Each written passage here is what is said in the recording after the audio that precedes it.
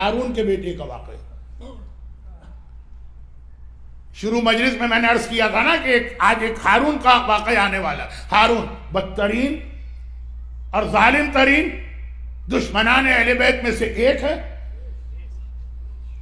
7ویں امام کو زہر کو دے کے شہید کیا، یہی کتنا بڑا جرم. اس سے پہلے 14 سال اس قید میں بھی رکھا. دونوں چیزیں اس کے نامہ اعمال میں شامل ہیں.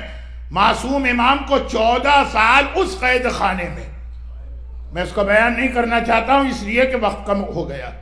اور پھر آخر میں زہر دے کے بھی شہید کیا. حجاج ابن یوسف کی طرح سے اس کا بھی طریقہ کار یہ تھا کہ کوئی شیعہ زندہ نہیں رہنا چاہیے. تو اب امام نے حجاج کے زمانے میں کون تھے امام؟ چوتھے. کہا تقیہ میں چلے جاؤ. ہارون کے زمانے میں 7ویں امام. کہا تقیہ میں چلے جاؤ. اور ہارون روزانہ پریشان. اس کو مزہ آتا ہے مومن کا خون جب وہ بہتا دیکھتا. وہ جو واقعہ میں نے بتایا کہ 60 سادات کرام شہید ہو گئے، وہ تو صرف اس کی زندگی کا 1 گھنٹہ. پوری زندگی اس نے ایسی ہی گزاری. کہا کہ کیا بات ہے، 1 ہفتہ گزر گیا، کوئی شیعہ کا خون تم نے نہیں بہایا، کسی کا کٹا ہوا سر میرے پاس نہیں لائے. سے بھائیوں نے کہا پتہ نہیں شیعہ کہاں غائب ہو گئے، کوئی نہیں مل رہا. یہ تقیہ میں. تو اس نے کہا کہ ایسا کرو بغداد کی سڑکوں پر، بغداد کیپٹل، وہاں ہر ایک کو اپنے کام کرانے آنا پڑتا. بغداد کی سڑکوں پر جہاں لوگ چلتے، علی اور فاطمہ کا نام زمین پہ بہت بڑا بڑا لکھ دو، اور جس کو دیکھو کہ یہ نام دیکھ کے ایک مرتبہ رک گیا 1 منٹ، پیر نہیں رکھنا چاہتا. امام کا آرڈر تھا پیر رکھ لو. تقیہ. لیکن بہرحال مومن ایک لمحے کے لیے ہیزیٹیٹ تو کرے گا نا، اور فوراً گردن پکڑ کے وہیں پہ قتل کر دے. وہ یقیناً یا شیعہ ہے یا دل سے علی اور فاطمہ کا احترام کرتا. اس کے حالات سنیے تو بہت لمبے حالات، لیکن عجیب بات ہارون کے حالات نہیں. عجیب بات ہے ہارون کا 3را بیٹا، بلکہ 4تھا بیٹا کہیں. ایک بیٹا امین ہے، ایک بیٹا مامون. ایک بیٹا مامون کا چھوٹا بھائی ہے جس کے کہنے پر 9ویں امام کی بیوی نے 9ویں امام کو زہر دیا. اور 4تھا بیٹا قاسم، معتمن لقب ہے، نام قاسم. میں صرف یہ بتانا چاہ رہا ہوں کہ آل محمد کے چاہنے والے اور ماننے والے مال حرام سے کتنا گریز کرتے ہیں، یا میراث کے نام پر سگے بھائیوں کا، سگی بہنوں کا، اولاد کا، والدین کا حق کیسے کھایا جاتا. اب یہ بات مکمل کل ہوگی، بات واقعی آج سن لی. یہ ہسٹری ہے ہماری. عبداللہ بصری بغداد کیپٹل ہے. بصرہ بغداد سے بہت دور ایک شہر. آج کل تو پھر بھی ہم کو قریب لگتا ہے جو جدید ٹرانسپورٹیشن آ گئی. بالکل دریا سمندر کے کنارے، یعنی ایک طرح کا آخری شہر.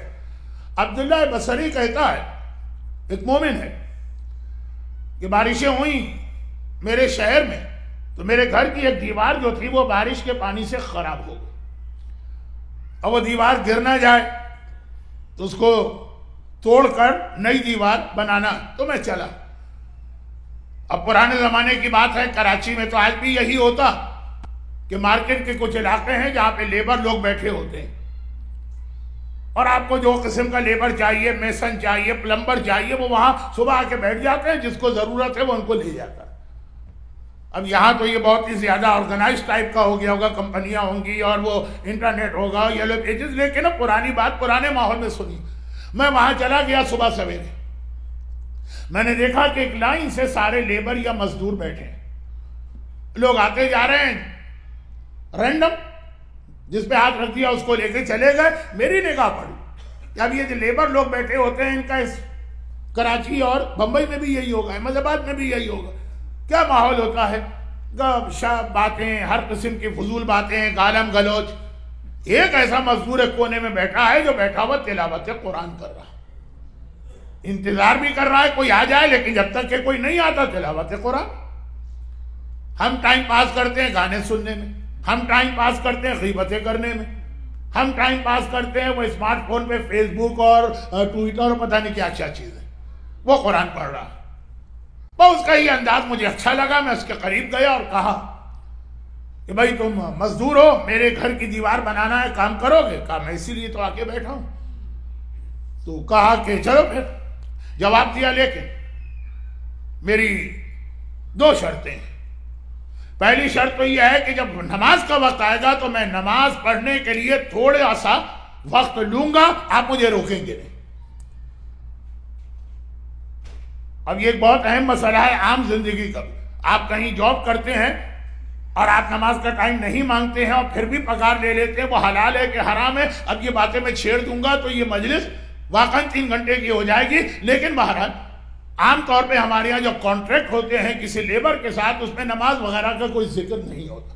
اس نے کہا پہلی کنڈیشن یہ، اور نماز میں آرام سے پڑھوں گا، یہ آپ کو مجھے ٹائم دینا پڑے گا، اور دوسرا یہ ہے کہ میری اجرت اتنی، نہ اس سے کم میں لوں گا نہ اس سے زیادہ لوں گا۔ کہا کم تو سمجھ میں آتا، مثلاً $10، مگر پھر بھی اس سے یہ جو تم نے اجرت فکس کی ہے اس کی کوئی وجہ ہے؟ کہا کہ ہاں، کہ $10 میں 1 ہفتے کا راشن میرے پاس آ جاتا، میں ہفتے میں 1 دن کام کرتا ہوں، اتنا کما لیتا ہوں، پورے ہفتے اس کے بعد پھر میں کوئی کام نہیں کرتا ہوں، دین کا علم حاصل کرتا ہوں۔ یا تو آدھے گھنٹے کا کوئسچن آنسر کا سیشن پرسوں ہو گیا تھا، اب تک لوگ کمپلین کر رہے ہیں۔ خیر، اچھا میں یہ بات بتا دوں، جعفری سینٹر اٹلانٹا کے ہال میں موجود کسی نے کمپلین نہیں کی، یہ انٹرنیٹ والوں نے کمپلین کی۔ ہم بیٹھے ہوئے انتظار کریں، مجلس شروع ہی نہیں ہو رہی ہے، میں اسی لیے گھبراتا ہوں۔ میں جن کی خدمت کے لیے آیا ہوں ان کو میں ٹائم دوں گا یا جو اپنے ڈرائنگ روم میں آرام سے بیٹھے ہوئے؟ خیر، بہت ان کو کنڈیم کر دیا، واپس آتا ہوں۔ کہا کہ 6 دن میں علم حاصل کرتا ہوں، 1 ہفتے میں 1 دن کام کرتا ہوں، اور اتنا ہی کماتا ہوں کہ میرا 1 ہفتہ گزر جائے، جو بھی ویکلی گروسری کا بل بنتا ہے۔ تو زیادہ میں کیا اعتراض؟ کہا کہ نہیں، میں یہ نہیں چاہتا کہ ضرورت سے زیادہ 1 درہم بھی میرے پاس آئے، پھر جو پیسے کی محبت بڑھتی ہے تو پھر آدمی کا پورا ٹریک ہی چینج ہوتا ہے، مجھے وہ رسک لینا ہی نہیں۔ بہت پسند آ گئی اس کی باتیں، عبداللہ بصری کہتے ہیں میں اس کو لے گئے، اور اس نے کام کیا شام تک، اور میں یہ دیکھ کے حیران ہو گیا کہ جتنا ایک لیبر 2 دن میں کام کرتا اتنا کام اس نے 1 دن میں کیا، پورا آنیسٹی کے ساتھ۔ شام کو کام ختم ہوا، اجرت لے کے چلا گیا۔ اب میرے ذہن میں اس کی وہ پہلی بات نہیں رہی تھی، میں نے دیکھا دیوار بھی اس نے بہت جلدی بنائی اور بہت اچھی بنائی۔ جلدی جو کام کرتا ہے تو کام عام طور پہ خراب بھی ہوتا، دیوار بھی بہت اچھی بنائی ہے، پورے دیانتداری کے ساتھ، کسی کو دکھانے کے لیے نہیں، مالک کے مکان کے لیے نہیں، ایسا لگ رہا ہے کام اس نے اللہ کے لیے کیا۔ قیامت کے دن جواب دینا پڑے گا، $10 لیے تو $10 کا کام کیا کہ کام نہیں کیا؟ اور یہ سوال آپ سے بھی ہو، $10 لیے تو $10 کا کام کرنا ہے، $5 کے کام کر کے 10 نہیں لینا۔ اور کسی سے آپ نے $10 کا کام لیا تو اس کو 10 دیے کہ ہاتھ پہ رکھا دیا، یہ بہت چھوٹے چھوٹے ہمارے یہاں گناہ سمجھے جاتے ہیں، بہت بڑے بڑے پسند آ گئے۔ وہ تو چلا گیا، شام کو گھر میں آیا، گھر والوں نے کہا اس نے تو بہت اچھے طریقے سے دیوار بنائی، اتنا اچھا ایکسپرٹ آدمی ملا ہے، ہم کچھ اور کام کیوں نہ کرا لیں، کل اسی کو لے کے آئیے۔ میں اگلے دن پھر وہاں پہنچ گیا مارکیٹ میں، سارے مزدور بیٹھے، وہی کل والے ہیں، وہ نظر نہیں آ رہا۔ میں نے کسی سے پوچھا بھائی وہ مزدور کہاں جو قرآن پڑھا کرتا؟ کہا آپ کو نہیں پتا، وہ صرف سیٹرڈے کو آتا ہے، 6 دن وہ نہیں آتا۔ مجھے یاد آ گیا، اب میں نیکسٹ سیٹرڈے کو گیا، اس کو لے کر آیا، پھر وہی انداز، وہی اس کی کنڈیشن، نماز کا ٹائم دینا، لیکن نماز کے ٹائم کی وجہ سے آپ کے کام میں کوئی کمی نہیں ہوگی۔ اور پھر وہ بہت اچھا کام ہوا، چلے پھر ابھی کام تو باقی، لیکن پتا ہے کہ 1 ہفتہ انتظار کرنا، اور مجھے یہ انتظار کرنا میں قبول کر رہا ہوں، کام اچھا بھی ہو رہا اور اسپیڈی بھی ہو رہا۔ تیسرے ہفتے پھر گیا اور کام اس سے کیا، 4تھ ویک جب گیا تو وہ سیٹرڈے کو بھی وہ وہاں نہیں تھا۔ لوگوں سے میں نے پوچھا کہ بھائی وہ مزدور آج تو ہوتا؟ کہا وہ 3 دن سے طبیعت اس کی بہت خراب ہے، بخار کے عالم میں ہے، وہ گھر سے نکلا ہی نہیں ہے، اس لیے آج نہیں آ سکا۔ اب ایک مزدور سے کسی کا کیا اٹیچمنٹ، لیکن اس کی تلاوت قرآن، اس کی نماز، اس کا اپنے کام کے اندر اتنا آنیسٹ ہونا، یہ مجھے اتنا پسند آ گیا کہ میں نے کہا کہ بہرحال اس سے کام لوں کہ نہ لوں، مومن کا ایک حق ہے، بیمار پڑ جائے تو جا کے اس کی خیریت دریافت کرو، چنانچہ اس کے پاس جانا۔ کہاں رہتا؟ لوگوں نے بتا دیا وہ بصرے کا سب سے خراب ایریا۔ اب مجھے نہیں پتا احمد آباد میں کون سے ایریا ہے، لیکن جیسے جھوپڑ پٹی ہوتی ہے بمبئی کے اندر، سلم ایریا، ٹوٹا ہوا مکان، کمرہ اس نے صاف رکھا ہے لیکن پورا علاقہ ہی بہت، وہ بستر پہ بیمار پڑا ہے اور حالت بتا رہی ہے کہ مرنے کے قریب ہے۔ میں نے اس کی حالت دیکھی، قریب گیا اور ایک مرتبہ اس سے کہا کہ تمہاری کیا حالت ہے، چلو میں طبیب کو لاؤں؟ کہا کہ نہیں، مجھے پتا ہے میں مرنے کے قریب، اور میں اللہ سے دعا کر رہا تھا خدا بندہ کسی ایسے آدمی کو میرے پاس سے بھیج دے کہ وہ میرے آخری تجہیز و تکفین کے مراحل صحیح طریقے سے انجام دے۔ اب یہ تو واجب کفائی، اب آ گئے تو یہ نہیں کہہ سکتے کہ تم لیبر ہو میں تمہارا کام کیوں کروں، یہ تو واجبات میں شامل ہے۔ خیر میں اس کے قریب بیٹھ گیا، اس نے کہا کہ ایک کام اور کیجئے، اگر آپ کو زحمت نہ ہو کہ جب میں مر جاؤں تو آپ بغداد چلے جائیے، اور یہ قرآن جو میں پڑھ رہا ہوں یہ لے جائیے، اور یہ انگوٹھی ایک میرے پاس ہے جو میں کام کے وقت نہیں پہنتا ہوں، ویسے گھر میں رکھے، یہ لے جائیے، اب باقی جو میرے ٹولز ہیں اس کو بیچ کر اس سے میرے موت کے بعد کے سارے خرچے، کفن اور قبر، اب وہ سب ٹائم بہت زیادہ گزر رہا ہے، شارٹ کرتا ہوں، یہ آپ ادا کر دیجیے گا۔ میں نے کہا ٹھیک ہے، واجب کفائی بھی ہے اور ایک اس سے اٹیچمنٹ ہو گیا، اس کی عبادت اور اس کی آنیسٹی دیکھ کر۔ ایک دم اس نے کہا کہ کہا نہیں، ایک دم وہ بستر سے کھڑا ہونے لگا، مگر مر رہا تھا، بالکل آخری وقت تھا، بہت کمزور تھا، گر پڑا، دوبارہ کوشش کی، پھر گر پڑا۔ مجھ سے کہا ایک ریکویسٹ اور ہے کہ ذرا سا میری باڈی کو سہارا دے کے تھوڑا کھڑا کر دیں۔ میں نے اس کو کھڑا تو کر دیا، لیکن کہا کہ اس وقت جب روح نکل رہی ہے، سکرات کا عالم ہے، مر رہا، کیوں؟ کہا آپ نے نہیں دیکھا السلام علیکم یا امیر المومنین، میرا مولا علی ابن ابی طالب میرے پاس آیا ہے، وہ مجھے سلام کر رہا ہے، میں ان کے استقبال کے لیے کھڑا ہوں۔ علی تیرے پاس آئے، اس کو آنکھوں سے نظر آ رہا، لیبر ایسے سلم ایریا میں رہنے والا، مولا کو آنا چاہیے، کوئی بہت بڑا سا $1 ملین کا گھر ہو، وہاں پہ مولا آئے تو شان بھی ہے مولا کی۔ مرسیڈیز گاڑیوں کا ایک بیڑا آپ کے گھر میں کھڑا ہو، فراری ہو، BMW ہو، اور کیا ہمارے یہاں آسٹریلیا میں ایک ہوتی ہے لمنگانی ہو، یہ گاڑیاں ہو تو مولا آئے۔ یہ ٹیچرز آدمی، پھٹے ہوئے کپڑے، صاف کپڑے، لیکن پھٹے ہوئے کپڑے، ٹوٹا ہوا مکان، جھوپڑ پٹی، لیکن مر رہا ہے تو جھوٹ تو نہیں بول رہا ہوگا۔ السلام علیکم یا امیر المومنین یہ کہا، دوبارہ بستر پہ گرا، اور ایسا گرا کہ ایسا لگا کہ واقعا مولا اس کی روح کو اپنے ساتھ لے کے گئے۔ اب دیکھیں جو مجلس کے بیچ میں ایک بات کہی تھی، دنیا علی کے چہرے کی زیارت کے لیے تڑپتے ہیں، اور کچھ ایسے خوش قسمت ہوتے ہیں کہ خود علی ان کی زیارت کے لیے آتے ہیں، مگر کیوں؟ کوئی ریزن ہے؟ بس یہ آخری جملے، آج چاہے غم کا بیان تھوڑا کم ہو جائے، لیکن اس کے بعد 1-2 دن کے بعد تو بڑی راتیں آ رہی۔ اب وہ غسل و کفن وہ ساری چیزیں کو چھوڑیے، سب انجام دیے، اور چونکہ یہ جو آخری جملے تھے نا مولا کا آنا، اتنا میرے دل پہ اثر کیا، میں نے کہا میں بغداد جاؤں گا۔ بصرے سے بغداد بہت دور تھا لیکن جاؤں گا۔ اس نے آخر میں یہ کہا تھا کہ 2 چیزیں لے جائیے، اور ایوری ٹیوزڈے، اب یہ مجھے دن یاد نہیں ہے روایت میں کیا ہے، واقعے میں کیا ہے، ویک کا کوئی ایک دن ہارون رشید اپنا دربار کھول دیتا، اور پرمیشن ہوتی ہے جو بھی کوئی پرابلم ہے، کوئی کمپلین ہے، کوئی ریکویسٹ ہے، وہ جا سکتا، آپ جائیے گا۔ کہا وہاں تو بہت مجمع ہوگا، کہا لیکن آپ دور سے یہ قرآن اور انگوٹھی اٹھا لیجئے گا بس۔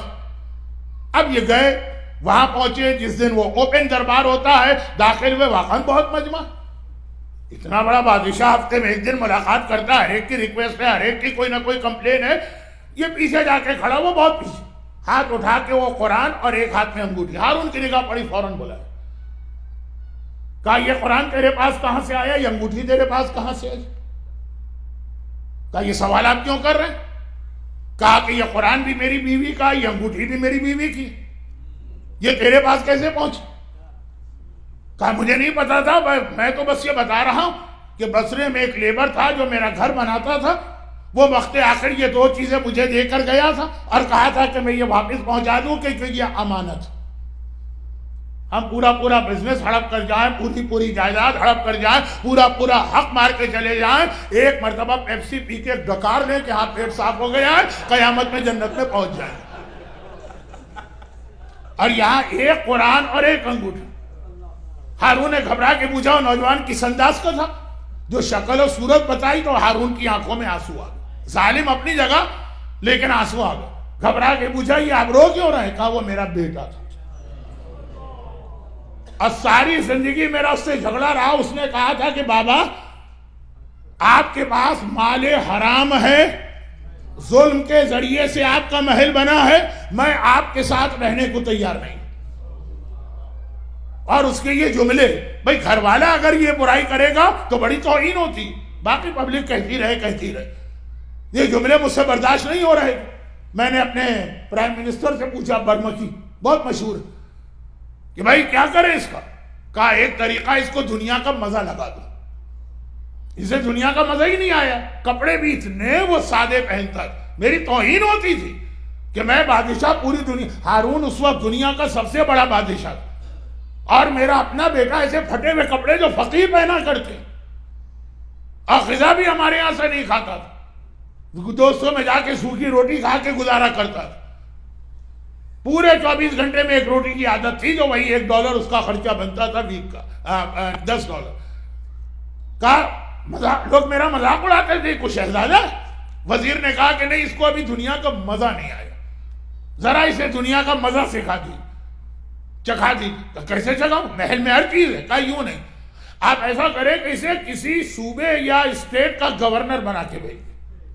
اب جب ایک پوسٹ ملے گی، ایک عہدہ ملے گا، وہاں اکیلا ہوگا، اور سب سے زیادہ مالدار اور اچھا صوبہ تھا اس وقت مصر۔ آج بھی عرب دنیا میں اس کی ایک ٹھور ہے، اب یہ لفظ میں غلط کہہ گیا، ممبر کے خلاف ہے، بہرحال پریسٹیجس اسٹیٹ، وہاں کا گورنر بنا کے بھیج دی۔ چند دن رہے گا محل کے اندر، گورنری کا مزہ چکھے گا، پبلک خود ہی خراب کر دے گی۔ میں نے اس کو بلایا اور کہا کہ میں تمہیں مصر کا گورنر بنا کے بھیج رہا ہوں، دیکھو میرا بیٹا مامون یہاں کا گورنر ہے، امین یہاں کا گورنر ہے، معتصم وہاں کا گورنر ہے، تم کو بھی میں گورنر بنا رہا ہوں۔ اس نے کہا بابا خود آپ کی حکومت بھی حرام ہے اور آپ کی گورنری بھی حرام ہے۔ اب یہ ولایت فقیہ کا وہ مسئلہ ہے جو ہماری شیعت کی بنیاد ہے کہ حکومت صرف امام معصوم کا حق۔ بیٹا اپنے باپ سے امام کا نام تو نہیں لے رہا، لیکن صاف ایسی بات کہہ رہا کہ یہ حرام، ہمیں $5 ملے تو ہم چھوڑنے کو تیار نہیں۔ اور وہ پورے صوبے کی گورنری اس لیے چھوڑ رہا کہ جو دینے والا ہے اس کو اس کا حق ہی نہیں ہے، یہ امام معصوم کا حق۔ میں نے اس سے کہا کہ نہیں، میں تمہیں یہ آرڈر لکھ کے دے رہا ہوں، کل تمہیں جانا ہی پڑے گا۔ اگلی صبح کو میں نے اس کو بلوایا، پتہ چلا راتوں رات وہ محل سے غائب ہو گیا۔ اور یہ 2 چیزیں آج تم لے کر آئے، مجھے اس کی خبر نہیں، ڈھونڈ کے تھک گیا۔ میں ابھی اپنی بیوی سے جا کے پوچھتا ہوں، وہاں گیا، بیوی نے کہا، یعنی اس بچے کی ماں نے، کہ وہ جا رہا تھا رات کے اندھیرے میں، ملنے آیا کہ مادر گرامی، کوئی بیٹا خوشی سے ماں سے الگ نہیں ہوتا ہے، لیکن اس وقت اگر میں آپ کے ساتھ رہا تو میرا بابا مجھے حرام میں مبتلا کر دے، حرام سے بچنے کے لیے میں آپ کو چھوڑنے کو تیار ہوں۔ میری آنکھوں میں آنسو آ گئے، بیٹا تو کہاں جا رہا ہے؟ کہیں بھی چلا جاؤں گا۔ ایک جملہ کہا جو ہمارے یہاں تو کہاوت ہے، اس نے حقیقت میں عمل کیا۔ مادر گرامی میں زمین کھود لوں گا، مزدوری کر لوں گا، باپ سے 1 درہم نہیں لوں گا۔ میں نے کہا اچھا بیٹا پھر ایک کام کر، یہ میری انگوٹھی لے جا، اگر تیرے اوپر کوئی بہت برا وقت آ جائے تو اس کو بیچ کے اپنی زندگی بچا لے۔ اور مجھے پتا ہے تجھے قرآن کا بہت شوق ہے، یہ میرا قرآن لے جا۔ جیسے آج اتنے آسانی سے قرآن مل جاتے، پہلے نہیں ملتے تھے، ہاتھ سے لکھنا پڑتے تھے، بہت مہنگی چیز ہوتی تھی۔ یہ 2 تحفے میں نے اس کو دیے، جو مرتے وقت بھی وہ مجھے واپس کر گیا، میراث کے حوالے سے بھی، اور اس کا کوئی اس کے اوپر حق بھی نہیں۔ ہارون جیسے دنیا کے اس وقت کے سب سے بڑے بادشاہ، اسلامی دنیا سب سے بڑی تھی، اس کا اپنا بیٹا۔ اب اس کے اندر بہت سارے میسیجز ہیں جو کل دوں گا، آج وقت نہیں رہا، مگر ایک بات یہ کہ مال حرام آل محمد کا چاہنے والا اتنا گھبراتا ہے کہ شاہی محل چھوڑ کے سلم ایریا میں جھوپڑ پٹی میں رہنے کو تیار ہو جائے گا اگر مال حرام سے بچنا۔ اور امانت کا اتنا خیال ہوتا ہے، حق میراث بھی ایک امانت ہے آپ کی اولاد کی، آپ کے پاس، آپ کے بھائیوں کی آپ کے پاس، کہ مرتے مرتے بھی اس کو صرف یہ خیال تھا کہ یہ انگوٹھی اور قرآن میری ماں نے بطور امانت دیا، اسے واپس پہنچوانا۔ جب ایسا مومن ہو تو ساری دنیا علی کی زیارت کو جائے گی، علی اس کی زیارت کو آئے گی۔ جو ہارون کے محل میں رہ کے اتنا اچھا بن جائے، تو ہم اور آپ تو نہ ہماری اولاد نعوذ باللہ اتنی خراب ہے، نہ ہمارا گھر اتنا خراب ہے، نہ اتنا مال حرام ہمارے گھر میں، ہم ذرا سی اگر کوشش کریں بچوں کے آج